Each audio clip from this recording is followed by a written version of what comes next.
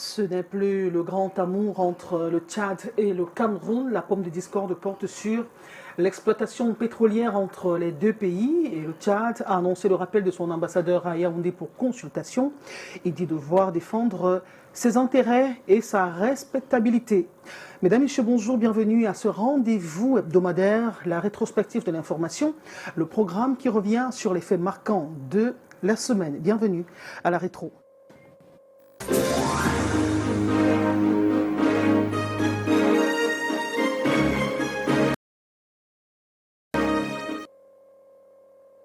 Cette actualité majeure et les autres, bien évidemment.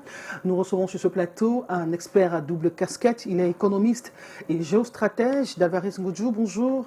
Bonjour Monique, bonjour aux millions de téléspectateurs de la chaîne Le Canada International et particulièrement de l'émission La Rétro. J'ai plus envie de vous dire bienvenue. Alors, depuis jeudi dernier, c'est le torchon qui brûle entre le Cameroun et le Tchad, deux pays voisins qui se sont toujours appelés pays frères et amis. Et comme je l'ai dit d'entame, le problème porte sur l'exploitation pétrolière. Vous êtes un peu un spécialiste du Tchad également, au regard de votre casquette de géostratège. Quel est le problème de fond dans cette crise diplomatique ? Premièrement, moi je pense que la crise n'est pas diplomatique, même si le Tchad a voulu porter cette crise au niveau diplomatique. Moi, je pense que c'est pour faire pression sur les autorités camerounaises pour avoir une solution au sommet par rapport au problème. Mais en réalité, nous sommes dans une crise d'affaires. Et pour mieux comprendre la crise d'affaires, même si ça va dans tous les sens, c'est très important de rentrer à la genèse de l'affaire. Tout à fait. À la genèse de l'affaire, le Tchad fait des découvertes de réserves pétrolières sur son territoire, faire appel à des financiers sur le plan international pour pouvoir exploiter, parce que cela requiert beaucoup de grands moyens et d'expérience technique. Et pour cela, il y a des Américains d'Exxon Mobil qui viennent au Tchad, il y a des Malaisiens de Petronas qui viennent au Tchad. Et justement, après l'étude de faisabilité, ils savaient qu'il faudrait au moins 2,5 milliards de dollars. Et pour cela, ces deux grandes entreprises ayant une certaine autorité sur le plan international, sollicitent un appui de la Banque mondiale qui félicite le projet. Oui. Juste que c'est très important pour pouvoir exporter le projet, que l'on regarde le port qui est le plus proche et le plus sécurisé. Et le port qui est le plus proche et le plus sécurisé se trouve au sud du Cameroun, le port de Kribi. Ce qui incite à créer un certain nombre d'entités pour le transport et pour l'exploitation de ce pétrole. Normalement, au Tchad, il y a la TOTCO, qui transporte le pétrole tchadien sur le tronçon de moins de 200 km qui se trouve sur le territoire tchadien. Et sur le Cameroun, il y a la COTCO qui permet de transporter par Pamnaï ce pétrole sur plus de 900 km de Doba au sud du Tchad jusqu'à l'embouchure, ici sur Crémy. C'est précisément 1070 km. Exact, très bien. Maintenant, il savait que, comme généralement dans les affaires pétrolières, après un certain temps, les Américains veulent partir. Depuis 2028, ils veulent partir, ils veulent quitter le Tchad. Et étant donné qu'ils avaient... Parce qu'en fait, ils ont 40% pratiquement sur tous les actifs au Tchad, en ce qui concerne le pétrole. Ces 40% s'étendent sur les 7 champs pétroliers qui se trouvent à Doba et sur l'ensemble des entreprises, que ce soit la TOTCO du côté du Tchad, que ce soit la COTCO. Maintenant, quand ils veulent partir, ils cherchent des repreneurs sur le plan international. Et ils trouvent un repreneur qui est Savannah Energy, qui est une compagnie britannique. Et justement, Savannah Energy débourse la rondelette somme de 250 milliards de francs CFA pour entrer en possession de 40% des actions de ExxonMobil, dont le nom au Tchad c'est Esso Tchad, pour avoir toutes ces actions-là. Juste que l'État tchadien s'oppose à cela. L'État tchadien estime que le secteur pétrolier est très stratégique pour lui, notamment contribuer à 80% du budget, et que pour eux, Savannah Energy... produits d'exportation également. Exact. Et que Savannah Energy n'est pas apte, du moins n'a pas apporté les garanties financières qu'il faudrait pour pouvoir remplacer Exxon. Mais notons que sur le plan des affaires, ExxonMobil est libre de vendre ses actions, c'est 40%. Maintenant, malgré tout cela, le Tchad frappe du poing sur la table et le Tchad essaie de passer en force. Juste que les deux entités, quand elles ont signé les accords, les deux entités ont choisi le tribunal arbitral de commerce de Paris, qui peut jouer le rôle de juge entre les deux entités. Les deux entités, justement, partent au tribunal arbitral. Le tribunal arbitral écoute les parties, analyse tous les faits et rend une sentence en défaveur du Tchad, parce qu'effectivement, le Tchad n'a pas le droit d'empêcher une personne actionnaire justement de quitter. Puis nous sommes dans un système libéral avec le droit de propriété privée qui devait être respecté. C'est pourquoi le Tchad a tort. Et le Tchad, les autorités tchadiennes rentrent en N'Djamena, ils essaient maintenant de faire un passage en force. C'est pourquoi ils font un conseil des ministres extraordinaire et ils mettent une loi de la nationalisation disant qu'ils nationalisent tous les actifs d'Exxon. Ça, très sincèrement, ce n'est pas différent d'un hold-up. Ça veut dire que vous avez investi dans mon pays, comme on s'entend pas, je dis ça devient pour moi. Comme on dit le Hora, entre guillemets, au quartier. C'est littéralement ce que l'État tchadien a fait. Juste que dans le Hora de l'État tchadien s'attendait à ce que d'autres entités dans le projet, notamment le Cameroun, le soutiennent dans ce... Voilà. Très bien. Et pour cela, c'est très important que le Tchad puisse obtenir ce qu'on appelle la non-objection, particulièrement au niveau de la CEMAC. C'est-à-dire, quel que soit ce que vous faites, il faudrait que les différents États puissent donner leur accord pour dire que nous ne nous opposons pas à cela. Juste que quand le Tchad écrit aux autorités camerounaises à plusieurs reprises, les autorités camerounaises n'ont pas répondu à cela. Mais maintenant, pire, ce que les Tchadiens estiment que... le 20 dernier, justement, ils découvrent par voie de presse que non seulement les Camerounais n'ont pas donné leur accord de non, ils n'ont même pas réagi au courrier, mais au-delà, les Camerounais ont acheté 10% des actions de Savannah que Savannah possédait dans Codco. Parce que notons que Codco Cameroun était actionné dans Codco un peu plus de 5%, 5,1% par la SNH.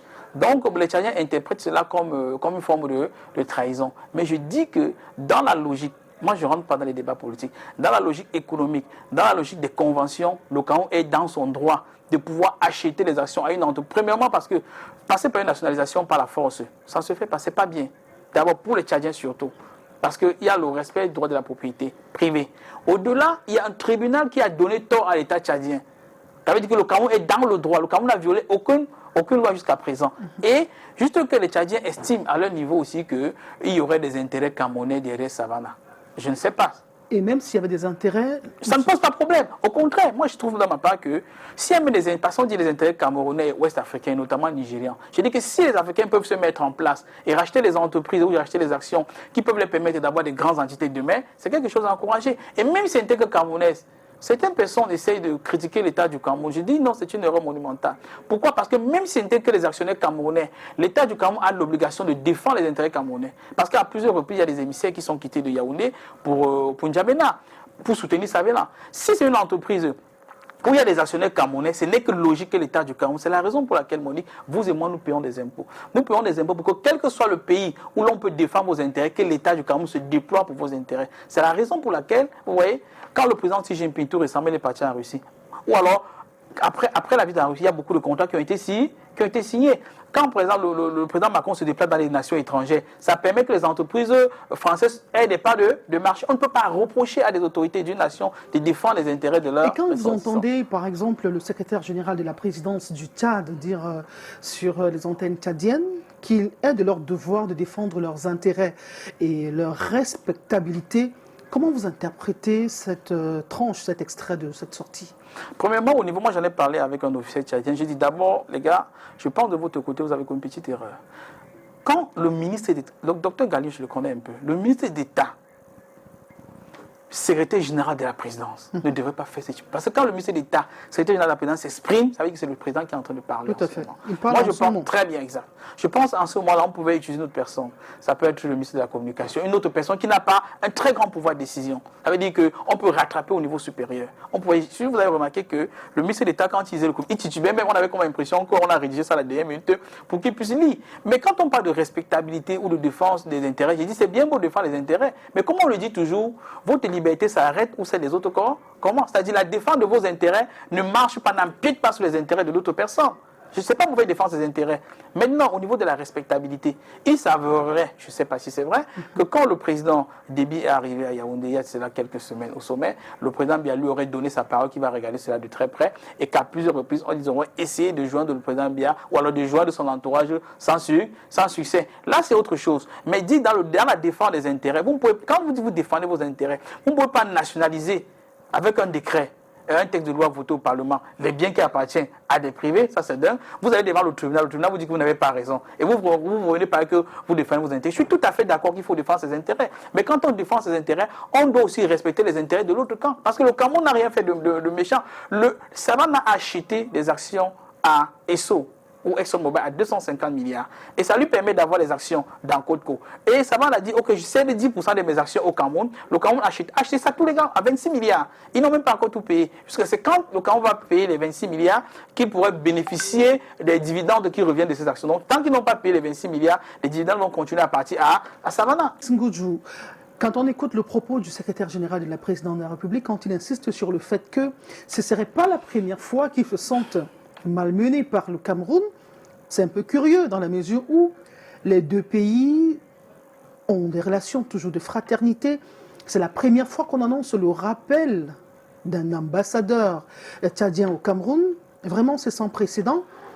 Ça suppose que cette amitié affichée n'est qu'une pète façade. Peut-être, premièrement, il faut comprendre qu'on n'a pas rappelé. On a appelé l'ambassadeur pour consultation. Et qu'est-ce que ça signifie en langage diplomatique? Non, ça veut juste dire qu'on appelle l'ambassadeur. Premièrement, je pense que dans les faits, ça veut démontrer que N'Djamena est extrêmement fâché et N'Djamena est en train de menacer de retirer son ambassade du Cameroun. C'est pour faire pression sur le pouvoir de Yaoundé. Au-delà, c'est pour consulter. C'est-à-dire, on prend l'avis de l'ambassadeur qui est à Yaoundé, qui en temps normal devrait avoir plus d'informations que ceux qui sont seulement à N'Djamena. Maintenant, quand on parle de respectabilité, il faut comprendre que dans un autre dossier, plus ou moins lié à celui-ci, notamment le dossier Petronas, où le Cameroun n'est pas impliqué directement. Parce que comme je l'ai dit un peu plus haut, il y avait deux entités, deux grands majors internationaux, notamment ExxonMobil et surtout le Malaisien Petronas, qui avait participé à financer. Mais eux aussi sont décidé à un moment qu'ils veulent quitter le Tchad. Juste que l'État tchadien a pu négocier avec Petronas. Moi, je pense qu'il devrait le faire avec ExxonMobil, de faire un passage en force. Et avec Petronas, ils ont pu acheter les 35% d'actions de Petronas. Ce qui est normal. Et maintenant, quand ils ont acheté les 35%, ils ont justement saisi les autorités de la CEMAC, notamment les autorités camerounaises, entre autres, pour pouvoir obtenir la lettre de non-objection. C'est-à-dire aucun État ne se dit qu'en réalité, ne s'oppose à cet achat-là. Tous les États de la CEMAC ont répondu à l'État tchadien, mais jusqu'à présent, et non l'État du Cameroun. Je pense que là, ça veut dire que même dans un dossier... Quel était le contenu de la réponse? Non, le Cameroun n'a pas de réponse. Non, je parle des autres pays de la CEMAC. Je ne sais pas. Ça, c'est le secret entre les chancelleries. Mais maintenant, ce que je dis, c'est qu'il faut bien comprendre l'enjeu. L'enjeu, c'est qu'en réalité, Petronas était aussi actionné dans Codco. Or, si le Cameroun donne un avis favorable donne son agrément aux autorités tchadiennes pour prendre l'ensemble des actions de Petronas, ça veut dire que directement, l'État tchadien ayant utilisé un décret de nationalisation pour s'acquérir tous les actifs de ExxonMobil, ça veut dire que en réalité, l'État tchadien doit passer dans Codco à 95% d'actions, pendant que le Cameroun serait autour de 5% d'actions. En réalité, il y a aussi un enjeu financier à ce niveau-là. Or, l'État du Cameroun, en acceptant plutôt de dealer avec Savannah, ça lui permet ils ont acheté les 10% de Savannah, ça permettrait à l'État du Cameroun de quitter de 5,1 à un peu plus de 15% d'actions avec les achats de Savannah. Et le Tchad, c'est vrai, ils ont toujours des actions un peu plus confortables, ainsi que d'autres parties. Mais, en fait, j'ai l'impression qu'il y a des intérêts qui sont assez sérieux là. On va en parler tout à l'heure d'Avaris Ngoudjou, mais le temps pour nous de nous rendre à l'ambassade du Tchad à Yaoundé au lendemain de ce communiqué. Notre reporter Janice Kanga y est allé prendre le pouls. Reportage, on revient derrière pour des commentaires. À l'ambassade du Tchad au Cameroun, comme à la résidence de l'ambassadeur ce matin du 21 avril, rien d'anormal a priori, pas de mouvement particulier. Alors que la communauté musulmane célèbre la fête du Ramadan, tout est calme. Le drapeau tchadien flotte toujours au-dessus de la représentation diplomatique. On apprend d'ailleurs du personnel en service ici que l'ambassadeur Djida Moussa Othman est à son poste de travail, même s'il ne peut encore faire de déclaration à la presse au vu du caractère sensible du différend qui oppose les deux pays. Il s'agit de problèmes bilatéraux entre le Tchad et le Cameroun sur fond de gestion pétrolière. C'est-à-dire que la société Savannah Énergie, qui était au départ Savannah Petroleum PLC, à travers sa filiale, donc, a décidé et a revendu 10% de ses actions acquises à travers celles qu'elle avait déjà rachetées à ExxonMobil, 10% des actions à l'État du Cameroun, donc à la SNH. Selon les experts, l'annonce ce 20 avril du rappel pour consultation du chef de mission diplomatique tchadien est un acte fort. Le Tchad se trouve une fois de plus dans l'obligation de défendre ses intérêts et sa respectabilité et dénonce les agissements répétés du Cameroun et de ses représentants qui mettent en mal dans ces dossiers et en sémaquent les relations entre les deux pays frères. Selon eux, si ce n'est pas encore la rupture entre N'Djamena et Yaoundé, le ton est néanmoins grave et surtout l'heure est à la négociation. Sur le plan purement financier, je pense que les deux pays vont trouver une entente. De nombreux enjeux se jouent donc derrière ces tensions liées à la gestion commune du pipeline, surtout que le pétrole représente environ 80% des recettes d'exportation tchadiennes.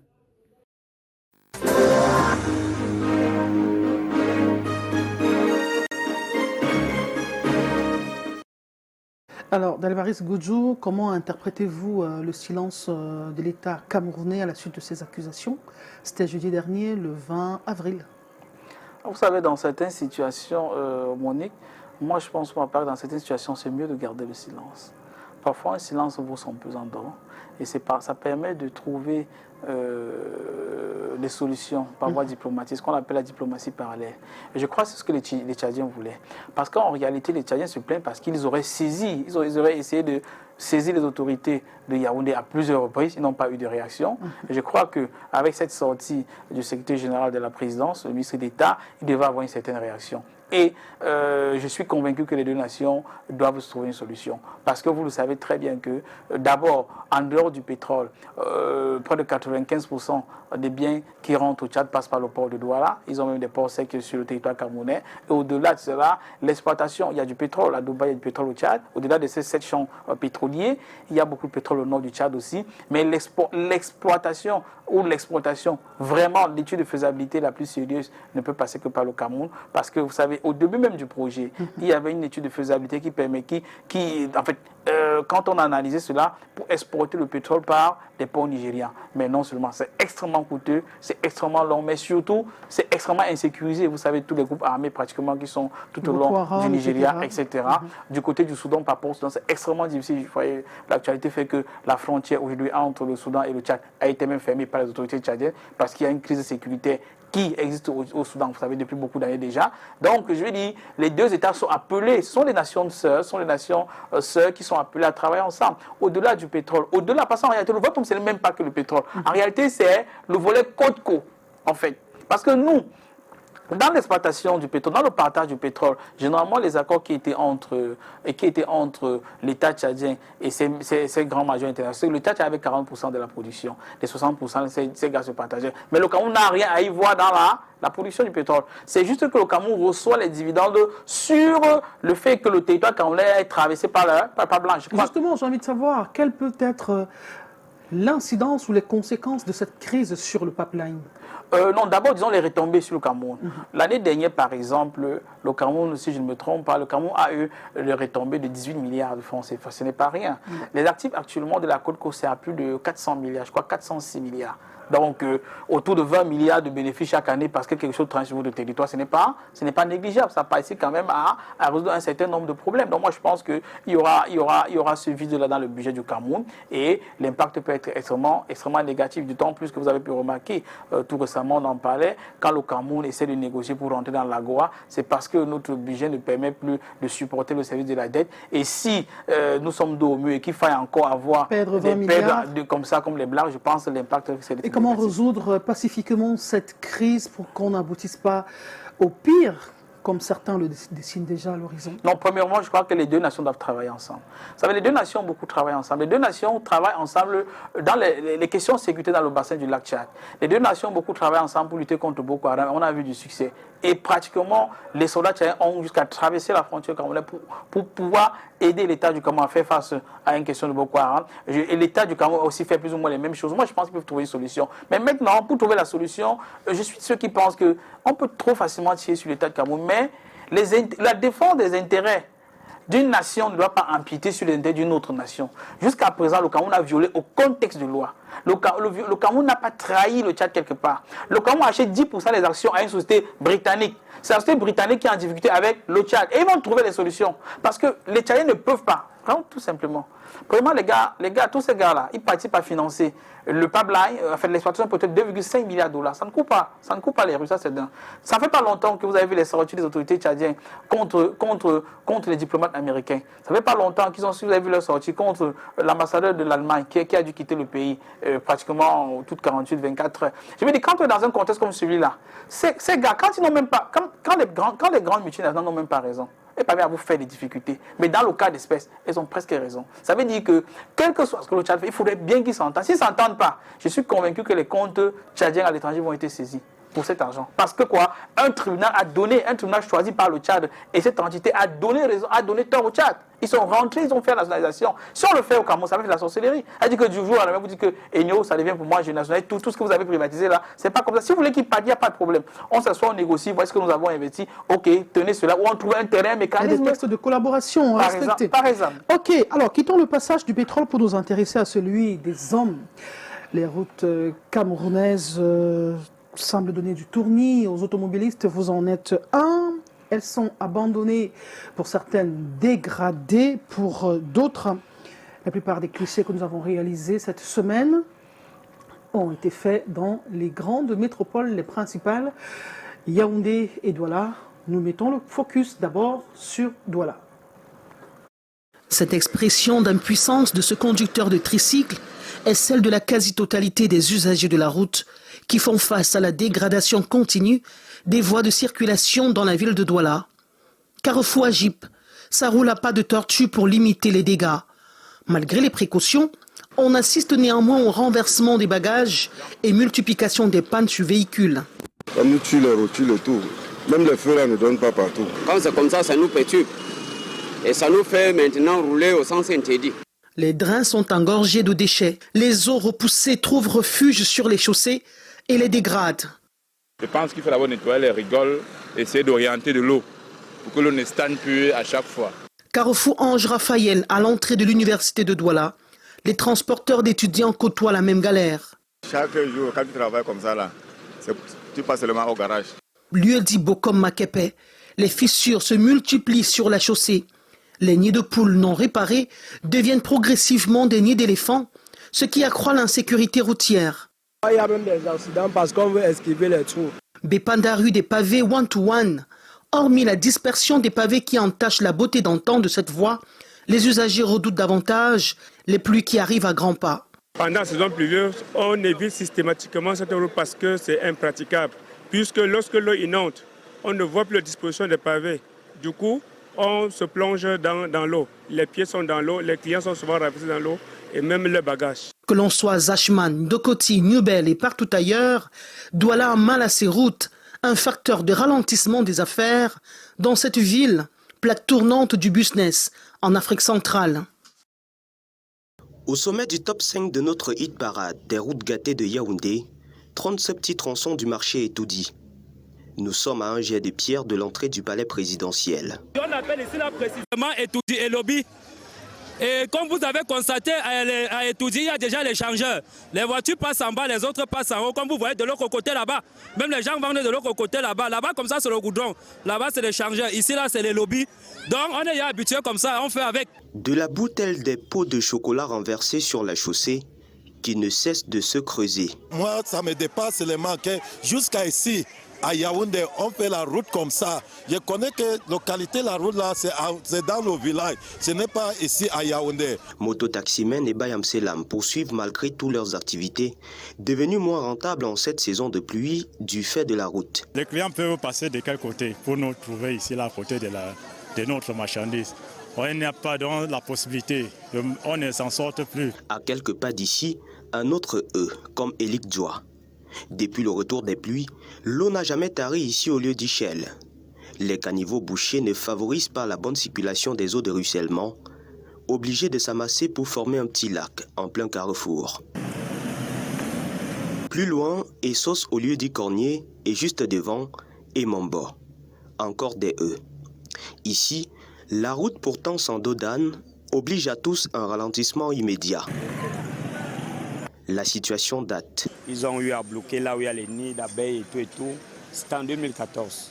Et là, vous voyez, nous sommes en 2023. C'est de la merde. La liste n'est pas exhaustive. Dans plusieurs quartiers de Yaoundé, l'on se plaint, et pour certains, depuis des années.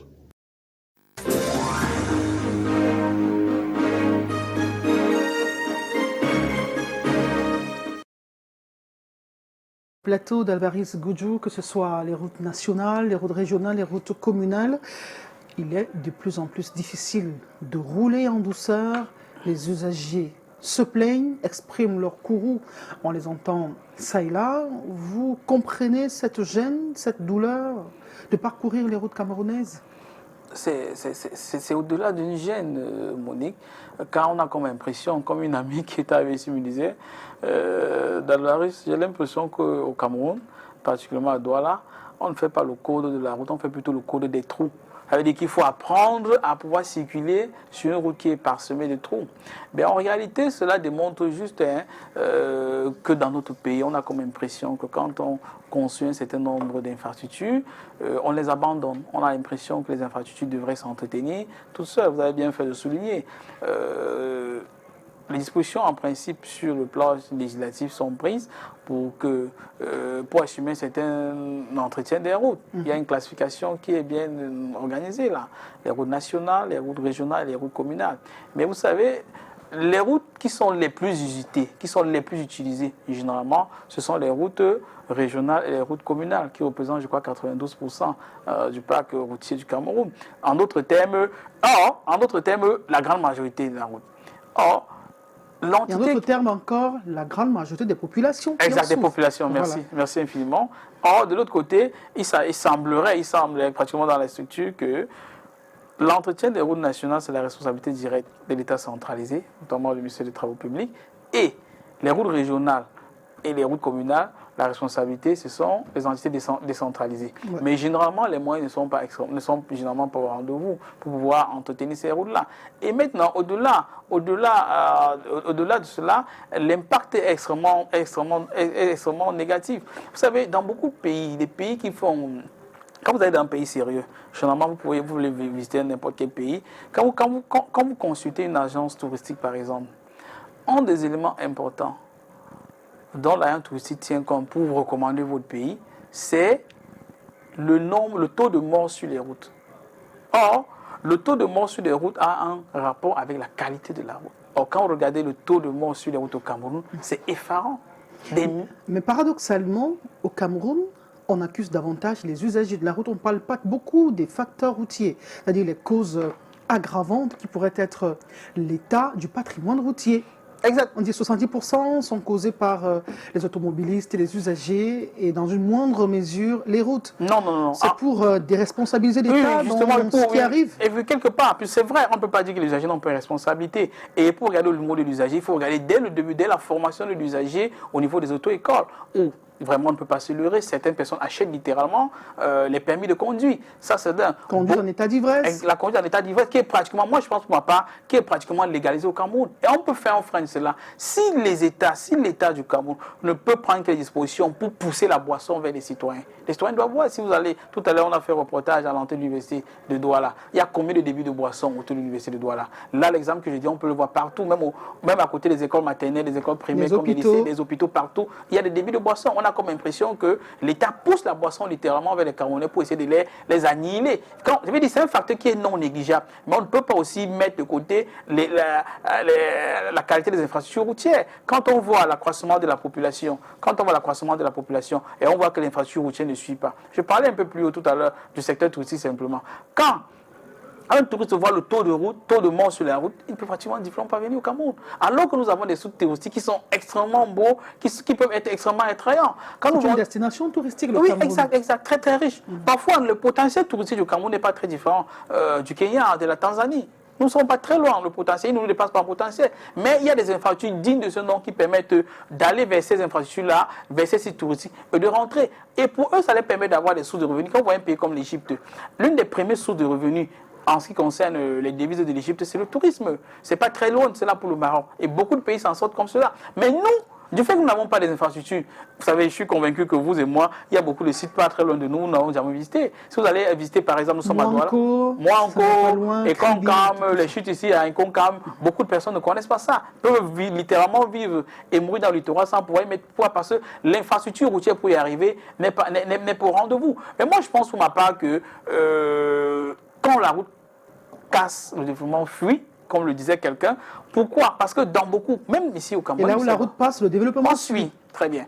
Parce qu'au Cameroun, il y a ce qu'on appelle, même dans la ville de Douala, il y a ce qu'on appelle la distance économique. Quand vous quittez de votre maison, à Bonamoussadi ou à Bonaprise, vous vous rendez à je sais pas quoi, à votre bureau, et que vous allez passer 1h30, 2 heures dans la voiture à développer le stress, à brûler le carburant. Pourquoi? Parce que l'infrastructure routière d'abord la qualité est médiocre et la quantité est insuffisante. Cela crée une certaine distance économique. Vous savez, quand vous rentrez, vous coûtez plus cher à l'entreprise. Parce qu'en fait, la plupart, beaucoup de responsables parfois ont des bons de carburant. Si les bons de carburant s'épuisent avant le temps, il faudrait bien remplacer. Ce que je dis, l'exemple, ça peut être applicable à pratiquement tout le monde. Parce que quand un gouverneur ou quand un ministre se lève pour aller à son lieu de travail, lui aussi fait face à des embouteillages. Lui aussi fait face à la qualité de la route, puisqu'au Cameroun, c'est très rare de voir un ministre aller... Le ministre, au moins, s'il a des motards qui ouvrent le passage, oui, peut circuler facilement. Justement, le ministre... Il a quelques priorités par rapport aux citoyens lambda. Tout à fait d'accord, mais le motard n'ouvre que parce qu'il a des difficultés.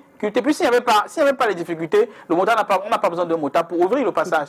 Et dans beaucoup de cas, même quand vous avez le motard et qu'il y a un total trafic fermé, vous faites comment? Le motard ne va pas s'envoler avec vous. Quel devrait être donc le degré de priorité qu'on devrait accorder au patrimoine routier au Cameroun au regard du niveau de dégradation, d'abandon des routes? Moi, je pense pour ma part que, au-delà des priorités, c'est très important que l'État du Cameroun repense encore au plan quinquennal. On ne peut pas tout faire à la fois, mais on peut prendre un certain nombre de secteurs où on met une politique adéquate dans ce secteur-là pour un certain nombre de durées. Parce que quand les routes sont fermées, généralement c'est la petitesse de la route. Si vous dites que sur 5 ans, je me consacre aux infrastructures routières au Cameroun, en matière budgétaire, en matière d'entretien, en matière de... Vous donnez une grande priorité à cela. Au bout de 5 ans, vous avez quand même fait quelque chose de sérieux. Mais si au même moment, vous allez faire les routes, vous allez faire ceci, vous allez faire cela, après les 5 ans sur les routes, on va faire 5 ans sur les écoles. Après 5 ans sur les écoles, on fait 5 ans sur l'eau ou sur l'électricité. Au bout de 20 ans, vous avez fait des choses sérieuses pour votre nation. Mais si on va tout embrasser au même moment, vous allez difficilement vous en sortir. Et le pire, je termine, c'est que on a quand même mis en place des structures pour l'entretien routier. Il y a du péage qui est censé générer des centaines de milliards. Comment ces centaines de milliards sont gérés? Quand vous vous déplacez par exemple pour l'ouest du Cameroun, il y a plusieurs péages sur la route. Mais regardez même la qualité de l'infrastructure routière au niveau même de ces péages-là. La route Douala-Bafoussam est dans un état exécrable. Alors que il y a une multiplication des postes de péage. Exact. D'où l'interrogation, à quoi servent l'argent du péage? L'argent du péage. Surtout la route... C'est une route nationale. Mais c'est une route nationale. Et pire, c'est que la route Douala-Bafoussam, c'est la route qui a plus de revenus en ce qui concerne les péages au Cameroun. Alors que c'est une des routes qui est dans un état extrêmement piteux, puisque c'est une route qui est extrêmement pratiquée. Il y a beaucoup de populations qui se déplacent de Douala pour l'ouest et vice-versa, parce que, vous savez, ce sont les grands greniers, que ce soit l'ouest du Cameroun, que ce soit le Mongo, qui permettent de transporter de la nourriture. Vous parlez de greniers, ça nous permet justement d'embrayer sur une autre problématique. En rapport avec la route, on parle de plus en plus de la vie chère. Le Cameroun, c'est l'un des pays d'Afrique qui a le plus de bassins de production agricole, que ce soit dans le Mongo, que ce soit dans le Nkam, que ce soit dans le Noun, que ce soit dans le sud Cameroun. Les terres sont suffisamment fertiles, mais on a du mal à acheminer les récoltes pour les centres urbains. On nous annonce d'ailleurs que 40% des récoltes pourrissent dans les champs à cause du mauvais état des routes. C'est un angle économique que je soulève puisque vous êtes économiste. Alors, on parle de fluidification des échanges, de libre circulation des personnes et de leurs biens. Sans les routes, on ne peut pas y arriver. On ne peut pas y arriver. En réalité, ça risque d'être des rêves en couleur, Monique, puisqu'en réalité, comme vous l'avez dit, même si on parle de la vie chère, si dans les grandes localités, les grandes agglomérations, la vie est extrêmement chère et qu'il y a une production, où nous sommes par exemple à la saison des mangues. La saison des mangues, les mangues sont en train de pourrir là où il y a une grande production. Non seulement il n'y a pas d'infrastructure pour les transporter, mais il n'y a même pas d'infrastructure pour les conserver. Vous savez, un pays comme en Israël, ils exportent les mangues et les avocats. Tous les mois là-bas, il y a des avocats. On n'attend pas une saison. Et tout est acheminé. Non seulement une production pour le marché local, mais également une production pour le marché étranger. L'excédent est exporté. Oui, c'est les premiers exportateurs d'avocats, par exemple en Europe. Alors que l'Israël, c'est le désert, hein, pendant que chez nous, nous avons pratiquement les terres qui sont extrêmement arables et qui sont extrêmement fertiles. On a 7 millions. Exact. Voilà. Alors, nous allons évoluer Dans cette émission qui revient sur les faits marquants de la semaine, cette semaine, on a davantage parlé des féminicides. 16 femmes ont été assassinées au Cameroun en l'espace de 54 jours seulement. C'est un record. Dans le même temps, on remarque les cas d'abandon de bébés qui se multiplient. Et en une semaine, on en a enregistré 3 dans la région de l'Ouest Cameroun. Reportage. Mi-mars 2023, Vanessa, la trentaine sonnée, est égorgée dans son domicile, ainsi que 5 autres membres de la famille, dont 4 filles et un garçon, en Angaïboko. À la fin du même mois, un instituteur ôte la vie à son épouse, enseignante au lycée de Mokolo à l'extrême nord. Elle laisse 8 enfants issus de ce mariage. Ajouté aux autres cas de féminicide recensés par le média en ligne Griotte, cela porte à 16 femmes tuées au Cameroun durant les 54 derniers jours. Cette comptabilité, nous l'avons débutée il y a 2 ans. Sauf que quand nous faisions une comptabilité mensuelle, personne n'évaluait la gravité des faits. Donc en cette année 2023, nous avons commencé une comptabilité avec des statistiques qui présentent le nombre de jours en fonction des cas que nous avons, donc des femmes qui sont victimes de féminicide, que ce soit dans leur foyer ou en dehors. Alors ce que ça suscite aujourd'hui, c'est l'indignation. Les statistiques pourraient être bien pires, car les cas de féminicide comptabilisés ne sont que ceux qui ont été révélés au grand public. Au-delà des sanctions pénales, l'on préconise d'accentuer la sensibilisation auprès des potentiels auteurs de féminicide. Il faut aussi regarder qui sont les auteurs de ça. Et c'est nous, c'est nos frères, c'est nos enfants. Et on essaie de les sensibiliser, de leur faire comprendre que c'est plutôt eux qui devaient protéger la femme. Et aussi essayer d'apprendre des techniques de self-defense à nos femmes, à nos filles et à nos enfants. Parler quand on se sent violé, quand on se sent violenté. Outre l'impunité des auteurs qui est décriée, l'on sollicite d'activer les leviers pour assurer la sécurité des femmes. S'il n'y a pas une véritable machine mise en place pour punir les auteurs de féminicide, si les pouvoirs publics ne prennent pas la parole, moi j'attends le mot de la ministre de la Promotion de la Femme et de la Famille jusqu'ici. Elle ne s'est pas prononcée.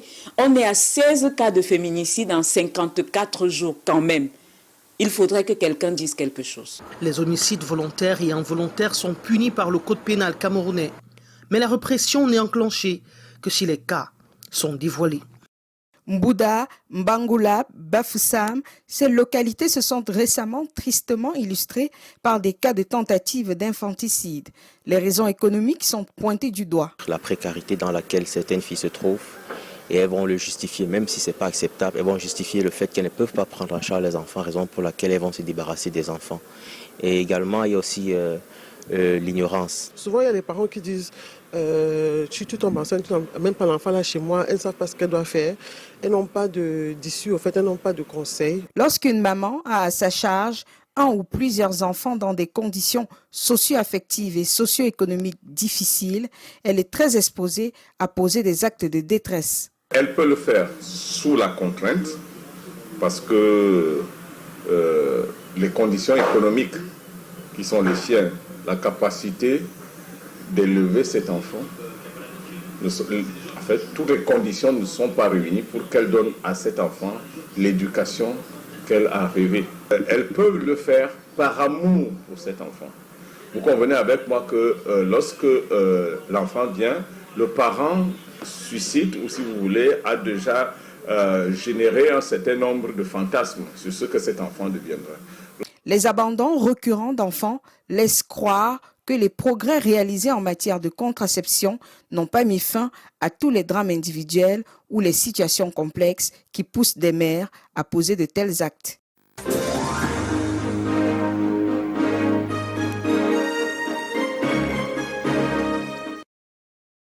Davaris Goudjou, nous commençons par les féminicides qui commencent à se banaliser au Cameroun.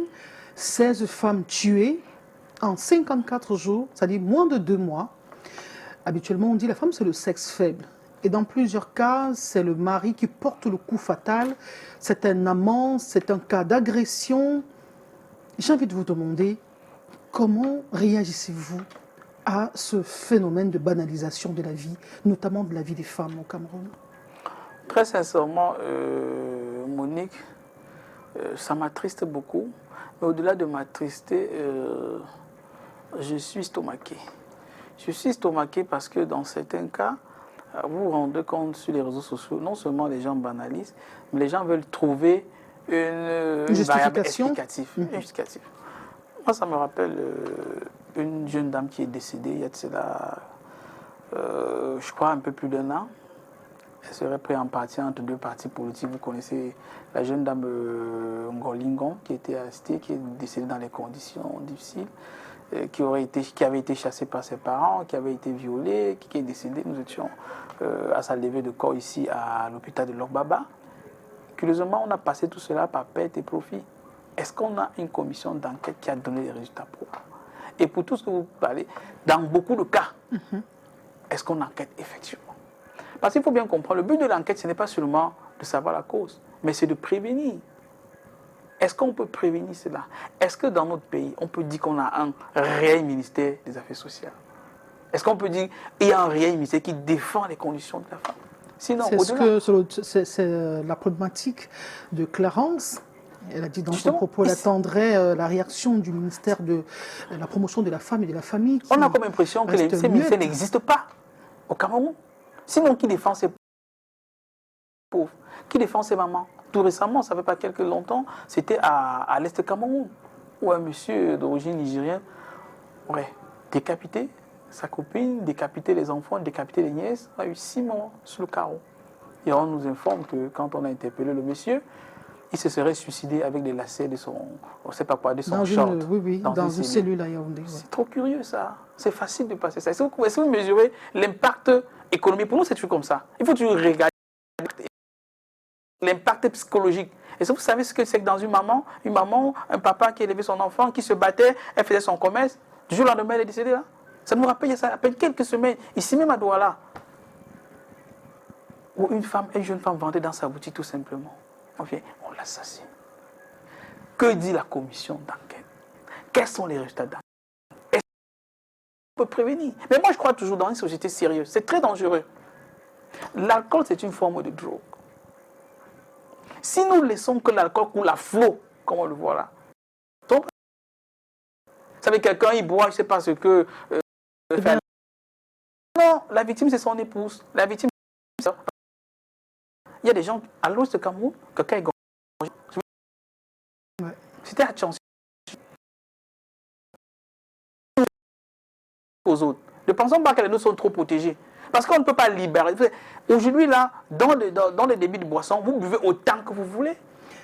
Sans dédouaner ce qui se passe, il y a des cas aussi, des femmes qui ôtent la vie à leur partenaire, mais de façon générale, il y a une banalisation de la vie, non, pas seulement humaine. Au Cameroun. Au Cameroun, de plus en plus. Et des gens, spécialement des pays, on bout des gens vifs parce qu'ils ont volé. Je dis, je n'encourage pas les voleurs. Mais quand on ne peut pas... Parce que la vie, c'est quand même... C'est la chose la plus sacrée que Dieu nous a donnée.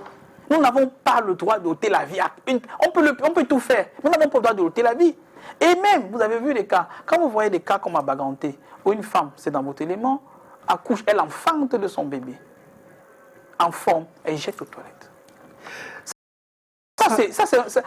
Si vous le faites pour un enfant de sexe féminin, c'est aussi un féminicide. Avec la participation d'une femme qui est sa maman, sa propre maman. C'est-à-dire qu'on a tellement banalisé la vie, alors que dans des pays sérieux, que ce soit en Fédération de Russie, que ce soit en Chine, que ce soit même en France, au fur et à mesure que vous avez les enfants au Canada, on vous donne de l'argent parce que la population, le pays a besoin des enfants. On parle davantage de sensibilisation. C'est un cas qui est récurrent. Nous en faisons des reportages.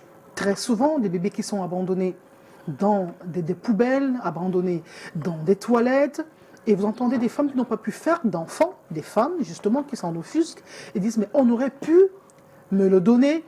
Est-ce qu'on ne devrait pas davantage mettre le curseur sur les structures qui pourraient encadrer des enfants qui, après la naissance, peut-être le parent ne pourrait pas s'en occuper et aller vers des structures sociales et remettre l'enfant et donner la chance à cet enfant-là de vivre et d'être peut-être adopté par une famille qui en a Ça besoin. existe déjà, juste que les qualités sont insuffisantes. Mais Mais au-delà, qu'on communique davantage dessus et qu'on sensibilise davantage. justement, mais au-delà, moi j'aurais plutôt pensé, au-delà de ce que vous dites, qui est une très belle suggestion, de voir si on peut avoir, dans d'autres pays ça existe, de voir si on peut avoir en place des foyers pour encadrer la maman, pour encadrer la jeune fille, pour encadrer... Enfin, je prends un exemple très simple, dans un pays européen que je connais un peu, en France par exemple, s'il y a des cas de violence avérés, et qu'en France, on ne doit pas trouver une femme dans la rue avec son enfant. Il y a des foyers pour cela. On vous recueille d'abord dans un foyer. Dans un foyer, vous pouvez avoir une petite chambre, vous pouvez avoir un lit, vous pouvez avoir une cuisine, pour quelques temps quand même. Je suis convaincu que s'il y avait... Parce qu'au Cameroun, si on parle des féminicides dans les foyers, généralement on dit de supporter. Ça veut dire que la femme, elle est là, c'est difficile à la maison, il y a de la tension dans l'air. Quand elle veut rentrer chez eux, papa dit, va là-bas. Maman dit, pardon, j'ai supporté ton mari, ton père ici là pendant longtemps, donc toi aussi vas supporter ton... Alors que s'il y avait une structure qui pouvait permettre de recueillir d'abord la fille, d'essayer de la comprendre, et même de souffler, même si c'est pour 3 mois, le temps que la tension rentre, je suis convaincu que le taux de féminicide aurait baissé. Et je m'interroge encore, parce que je vais plus haut, le ministère des Affaires sociales, c'est à quoi au Cameroun? Les lignes budgétaires de là-bas, c'est à quoi? J'ai dit même la sortie verbale, c'est-à-dire qu'il y a des cas, même parler devant un micro, elle n'existe pas, ils ne parlent rien, ils n'ont rien à dire. Mais vous servez à quoi dans un gouvernement? Question. Alors, avec cette recrudescence de phénomènes d'assassinat, de meurtre avec préméditation ou pas au Cameroun, les religieux se sont prononcés, que ce soit les catholiques, les musulmans cette semaine, puisque nous célébrions il y a quelques jours la fin du mois de Ramadan. La prière, vous êtes tout habillés en blanc, en saillant comme pour accompagner cette communauté-là. Barkada Salah au passage. Eh bien, cette semaine, justement, je vous parlais des autorités religieuses qui sont montées au créneau pour dire « enough is enough ». On commence par la commission épiscopale nationale camerounaise, les évêques du Cameroun qui se sont prononcés sur cette horreur qui gangrène la société camerounaise. Assassinat, meurtre, féminicide, c'est l'actualité du Cameroun ces derniers temps. Les Camerounais vraiment ne savent plus ni le jour ni l'heure. L'heure est grave et l'Église catholique universelle compte les morts. Que ce soit le meurtre de Martinez et même bien avant, si je veux me référer à ce qui touche l'Église, Monseigneur Yves Plumet,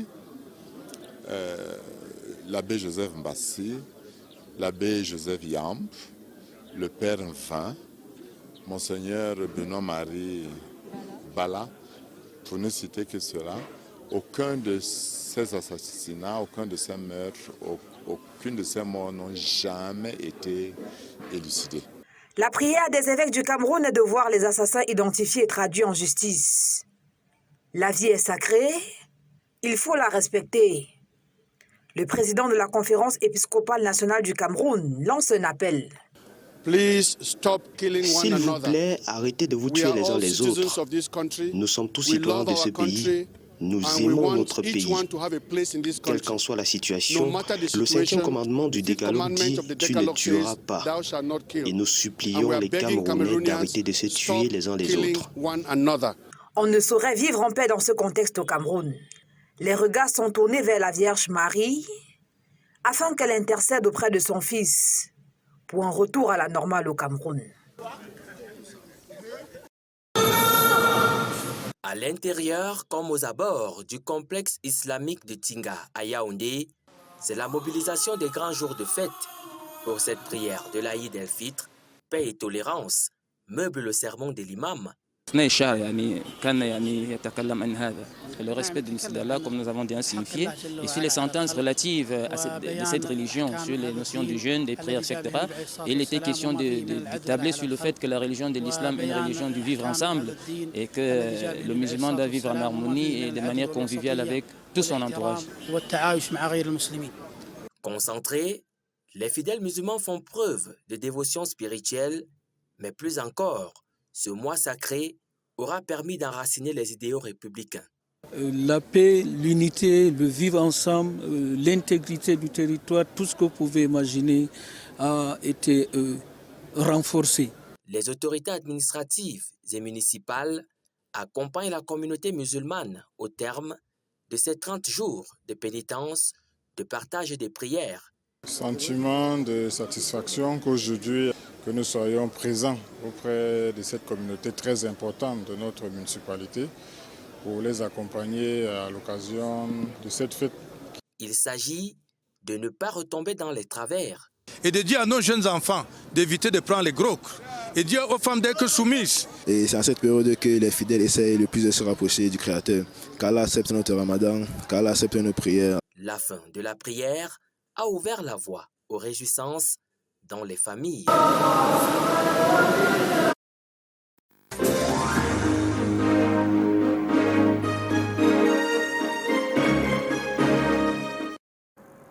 Merci Delphine Foncoutene. Un retour à la normale au Cameroun serait aussi la consommation des médicaments autorisés, recommandés par l'État du Cameroun. Cette semaine, en début précisément, 6 bébés ont été tués à Bamenda après la consommation d'un sirop qui est jugé hors norme.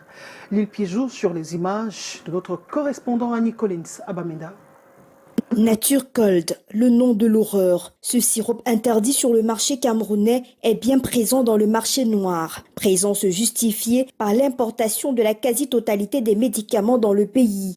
Au niveau de l'importation, on se retrouve avec une procédure qui n'est pas du tout respectée et avec, vous connaissez, la forte corruption qui existe dans notre pays, qui fait qu'on se retrouve dans un marché avec des marchandises qui ont échappé à tout contrôle et à toute procédure normale. Donc les médicaments ne sont pas en reste de cette situation et aujourd'hui on voit bien que ça paye cash. 6 enfants ont effectivement payé de leur vie en consommant ce produit douteux dans la région du Nord-Ouest, selon ce communiqué signé du patron de la santé de cette région le 13 avril dernier. Ce drame remet sur la scène la vente des médicaments de la rue et la consommation des produits sans avis médical. L'impact sur la santé n'est plus à démontrer. Les médicaments sont une grande cause d'insuffisance rénale dans notre contexte et même ailleurs, surtout la forme aiguë. On connaît, il y a des néphrotoxiques dans la pharmacopée traditionnelle et même dans la médecine moderne. Et dans un papier réalisé tout récemment dans notre service, on a une fréquence de 45% d'insuffisance rénale aiguë due aux médicaments traditionnels. Donc avant qu'un médicament ne soit incriminé, il faudrait absolument pouvoir analyser le médicament et prouver l'imputabilité de la substance comme cause d'insuffisance rénale aiguë. Donc c'est fréquent, surtout les médicaments de provenance douteuse, surtout les médicaments avec des conservations douteuses. En attendant d'y voir un peu plus clair dans cette affaire, les autorités sanitaires sont appelées une énième fois à prendre les mesures qui s'imposent pour protéger ses habitants et aux populations d'être de plus en plus vigilantes et de toujours se référer à un spécialiste de la santé avant la consommation de tout médicament. Le retour des pluies entraîne avec lui la résurgence des cas de choléra. La baisse côté respect des règles d'hygiène élémentaire aussi y est pour beaucoup, tout comme la réticence au vaccin encore observée.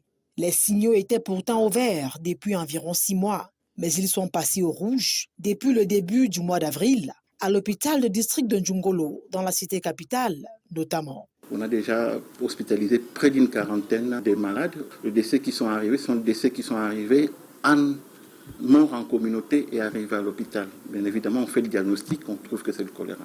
Donc il s'agit d'un seul décès qu'on a enregistré comme ça en communauté et un décès à l'hôpital. Des patients frappés par le Vibrio cholerae, agent bactérien responsable de cette maladie contagieuse épidémique, sous traitement dans ce carré. Il faut passer par le circuit en se désinfectant pour les atteindre. Ici, le centre de prise en charge du choléra de l'hôpital des districts de Njungolo. Nous sommes présentement dans le carré réservé aux hommes. C'est donc au total une vingtaine de patients qui sont pris en charge ici gratuitement. Il est important de signaler ici qu'il est fortement recommandé de se rendre directement à l'hôpital lorsqu'on a des signes annonciateurs de cette maladie dite de la saleté. Pour s'en prémunir, il suffit de faire montre de propreté. Pour boire l'eau potable, il faut se laver les mains, il faut bien laver les légumes, bien laver ses mains. Quand on a touché de l'argent qui circule entre les mains de plusieurs personnes, et ça on le dit surtout aux chauffeurs taxi, avoir toujours son petit gel. Le vaccin aussi met à l'abri environ 200 000 citoyens immunisés dans cette structure hospitalière. Le Cameroun est en épidémie de choléra depuis l'année dernière. Le pays n'est pas loin de 2000 victimes de ce tueur qui peut être contrecarré si et seulement si tôt. La lutte contre le choléra est préventive. L'observation scrupuleuse des mesures d'hygiène est recommandée pour limiter l'expansion de la maladie. On devrait avoir des mesures hygiéno-diététiques très précises et correctes. Les tarots qu'on mange tout le temps le dimanche dans les restaurants à gauche et à droite, il faudrait qu'on limite ou qu'on se rassure que la personne qui le fait de manière propre et correcte. Maladies liées à l'insalubrité et à la mauvaise qualité de l'eau, la résurgence du choléra dans les grandes métropoles camerounaises révèle les conditions malsaines dans lesquelles vivent les populations au quotidien. La résistance de cette épidémie est évidente. Les tas d'ordures, les immondices, les montagnes d'ordures que l'on trouve un peu partout, dans tous les carrefours, les caniveaux sont pleins de déchets. Et la partie putrécide se décompose facilement pendant la saison de pluie. Et de cette décomposition, on a le lexivia qui est l'eau noire, le jus noir, qui peut s'infiltrer aisément et contaminer les eaux superficielles ou souterraines. Maladie contagieuse, l'automédication est proscrite. Ce n'est pas un petit truc qui peut se gérer avec de l'huile rouge ou de boire beaucoup d'eau à la maison simplement. Lorsqu'on a des diarrhées et qu'on n'arrive pas à arrêter cette diarrhée, il faut courir le plus rapidement possible dans une formation sanitaire de la place. Lorsqu'on est porteur du choléra, on peut facilement contaminer son entourage.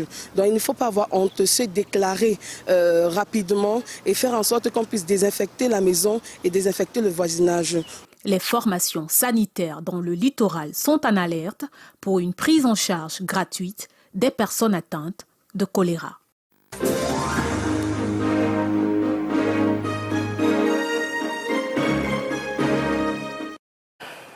Vigilance, le choléra est dans les parages et la ville de Douala reste l'un des principaux foyers du vibrion cholérique. Avec la pluie et on connaît le niveau de stagnation des eaux dans la ville de Douala. Nous restons sur le versant de la santé pour nous intéresser à la couverture santé universelle dont la première phase a été lancée le 12 avril dernier à Manjoun, dans la région de l'Est du Cameroun, par le ministre de la Santé.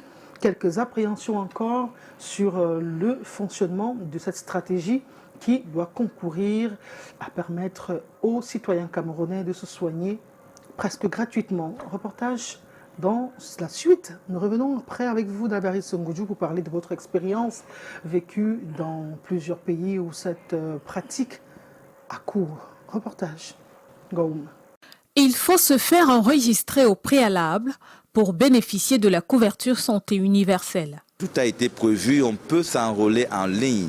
C'est-à-dire lorsqu'on a Internet, on peut également avoir un enrôlement hors ligne. Et on a deux stratégies. On a une stratégie fixe dans les formations sanitaires et dans certains postes qui sont identifiés. Mais également, on a des agents enrôleurs qui vont dans les quartiers, dans les villages, dans les ménages pour enrôler les populations. Donc pour dire que tout a été prévu dans ce cadre-là. Qu'on soit analphabète, qu'on soit dans une zone assez reculée, on peut s'enrôler, on peut avoir accès. 6 000 francs CFA. C'est le montant que doivent débourser les femmes enceintes en visite prénatale dans les régions de l'extrême nord, du nord, de la Damawa, de l'est et du sud. 15 000 francs CFA, le forfait annuel pour les dialysés sur l'ensemble du territoire national. Quant aux prestations gratuites, elles concernent pour le moment les personnes vivant avec le VIH-Sida, la tuberculose et l'onchocérose. Aujourd'hui, on a plus de 13 000 personnes qui sont pré-enrôlées. C'est pour dire que l'activité a commencé, c'est une mise en œuvre progressive et nous espérons couvrir toutes les 10 régions. Déjà 13 000 personnes inscrites, L'objectif est de toucher 60% des cibles en 2025. C'est ce qui ressort de la réunion de sensibilisation sur les mécanismes de la couverture santé universelle tenue ce jour à Douala.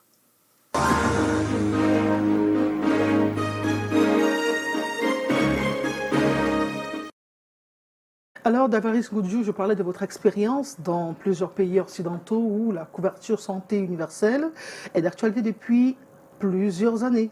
Elle est d'actualité. Alors, dites-nous, que faut-il pour que on ne s'arrête pas simplement au lancement, mais qu'au finish, les Camerounais puissent bénéficier de cette stratégie et se soigner sans stress? Non, premièrement, il faut déjà noter que ce n'est pas tous les pays occidentaux qui l'implémentent. Si je dis dans un pays comme les États-Unis, il n'y a pas cette couverture santé. Obama n'a pas réussi à faire très bien. L'Obama, même le peu qu'il avait essayé de faire à un moment, a totalement été détruit par le président Trump. Quand le président Trump est arrivé, puisque aux États-Unis, quand vous sortez cela, on vous dit que vous êtes socialiste, vous êtes communiste. Chez eux, c'est les capitalistes purs. Ils ne veulent pas entendre que les pauvres peuvent bénéficier d'un système sanitaire. Pourquoi ? Parce qu'en réalité, les assurances permettent de se faire beaucoup d'argent. Comme au Cameroun, il y a les assurances qui offrent des couvertures sanitaires. Mais maintenant, quelque chose à ne pas négliger, c'est qu'il y a quelque chose qui a été fait, vraiment. Pour moi, je dis, ce qui a été lancé il y a de cela quelques semaines par le ministre de la Santé, c'est quelque chose qui a salué. Pourquoi ? Parce qu'on a attendu cela pendant de nombreuses années. La première fois que le président bien implémente, ça c'est depuis 2015. Nous sommes en 2023, donc 8 ans plus tard. On commence sur la première phase. Et la première phase, comme ils l'ont bien dit, couvre 5 régions, notamment l'extrême nord, le nord, l'Adamawa, l'est et le sud. Et ce sont des régions où le besoin en infrastructure ou en besoin sanitaire sont extrêmement importants. Et là, ce qui est fait pour le moment, ce n'est pas négligeable, puisqu'il y a quand même des partenaires techniques qui sont à côté. L'État du Cameroun a accepté de pouvoir mettre sur la table. Aussi. Oui, technique et financier, bien sûr, merci. Et l'État du Cameroun a accepté de pouvoir mettre, puisque en fait, pour la première phase, ça coûterait 95 milliards. Et l'État du Cameroun accepte quand même de mettre sur la table 48 milliards, ce qui est extrêmement important. C'est extrêmement important, mais une question qu'il faut se poser, c'est que où est-ce que l'État va prendre sa part de contribution? Parce qu'en réalité, si nous sommes à la phase 1, ça va à la phase 2, ça veut dire que le montant va être considérable. Pour l'État, je pense qu'ils peuvent regarder au niveau... moi, il y a des niches, il y a des produits que nous laissons proliférer et qui, pour moi, j'ai rien contre ceux qui le font, mais je dis pour moi, ça ne contribue pas tellement au bien-être des Camerounais. Je pense par exemple au tabac qui prend de l'ampleur. On incite des gens à fumer, des jeunes à fumer, des femmes à fumer avec l'impact dangereux sur la santé des enfants, des jeunes qui fument, qui tuent leurs poumons, des papas qui fument, qui se détruisent la santé et après qui perdent leur famille, laissant des orphelins. L'impact sur le plan social est très énorme. Moi, je pense que l'État du Cameroun peut voir comment plus taxer la cigarette, puisque si plus vous taxez la cigarette, plus le paquet devient plus cher au niveau du consommateur et moins les gens auront les moyens de pouvoir y... C'est ce qui est d'ailleurs prévu avec les droits d'assises dans la loi de finances 2023. Très bien, merci. Il faut bien implémenter.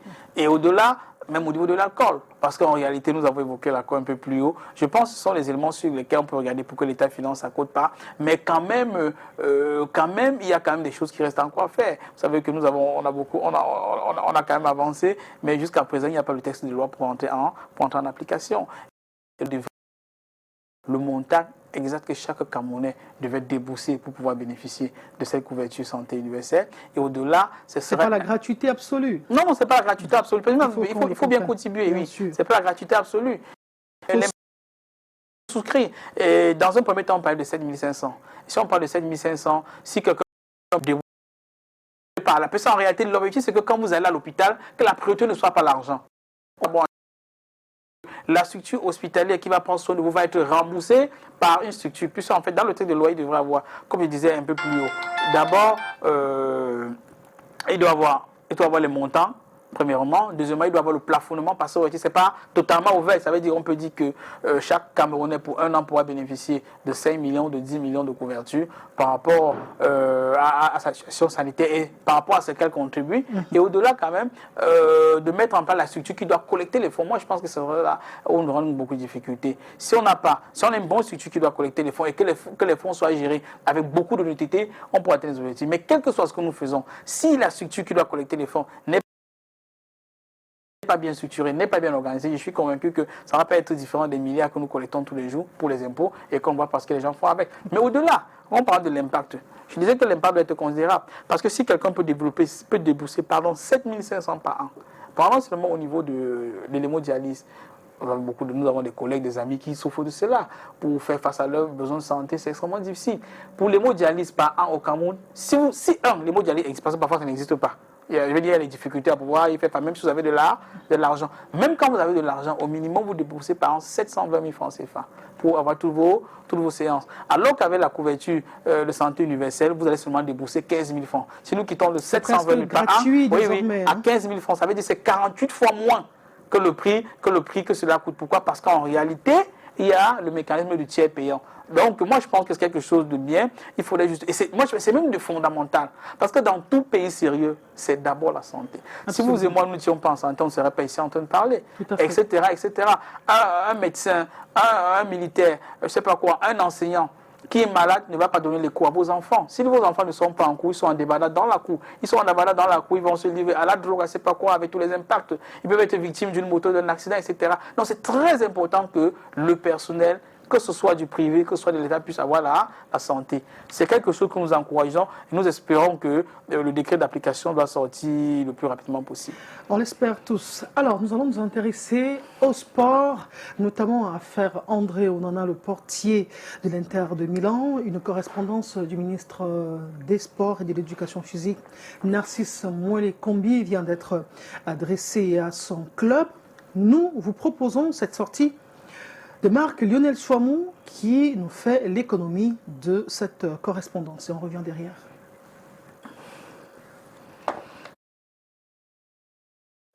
C'est la première sortie du patron des sports sur l'affaire André Onana depuis le retour de la Coupe du Monde au Qatar. Dans une correspondance datée du 19 avril 2023, Narcisse Mwele-Kombi demande à l'Inter de Milan de mettre son gardien de but André Onana à la disposition des Lions indomptables et ajoute que la retraite internationale n'était que la résultante d'un malentendu entre ce dernier et son sélectionneur. Le document sur lequel la FECAFOOT n'est pas en copie a fait réagir pas mal de monde. La FECAFOOT devrait y être associée et le ministre n'a pas besoin de prier l'Inter de Milan de libérer André Onana. La FECAFOOT a simplement besoin de respecter les délais et pendant les fenêtres FIFA de convoquer André Onana qui a l'obligation d'honorer à sa convocation sous peine d'être suspendu par la FIFA. Si dans le fond, l'initiative des ministres des Sports est louable dans le sens où elle milite pour le retour de l'un des meilleurs gardiens du monde à l'heure actuelle qui vient de se qualifier pour la demi-finale de la Ligue des Champions afin d'améliorer les résultats des Lions indomptables, force est de constater qu'il y a des soucis sur la forme. Sur le plan socio-sportif, c'est une sortie qui a tout son sens dans la mesure où le ministre des Sports est le patron des sports au Cameroun et donc il est appelé naturellement à s'intéresser à tout ce qui pourrait de près ou de loin être lié à l'activité sportive au Cameroun dans son ensemble. Sauf que sur le plan juridique administratif, c'est une sortie qui malheureusement peut être considérée comme étant prématurée et surtout malvenue. Le décret de 2014 pris par le chef de l'État qui organise les sélections nationales précise que c'est la fédération qui doit notifier à l'association dans laquelle le joueur est enregistré que le joueur est appelé. Ce nouvel épisode dans l'affaire André Onana va-t-il déboucher sur un retour du gardien interiste à la prochaine période FIFA et ainsi mettre fin au feuilleton ou raviver les tensions entre la FECAFOOT et sa tutelle?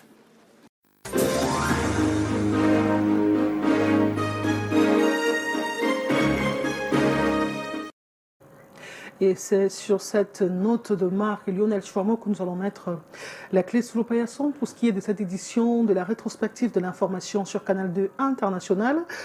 L'élément central aura été en début de cette émission la grogne entre N'Djamena et Yaoundé portant sur l'exploitation forestière, l'exploitation pétrolière. Nous avons eu le bonheur d'en démêler les chevaux avec le géostratège et économiste Davaris Ngoudjou. Merci d'être venu sur notre plateau. C'est moi. Mesdames, Messieurs, comme à l'accoutumée, portez-vous bien, restez des nôtres, nos programmes se poursuivent. La rediffusion de ce programme, c'est demain à 9h. Quant à moi, je serai à nouveau des vôtres dimanche prochain avec le même plaisir. Allez, au revoir. À bientôt.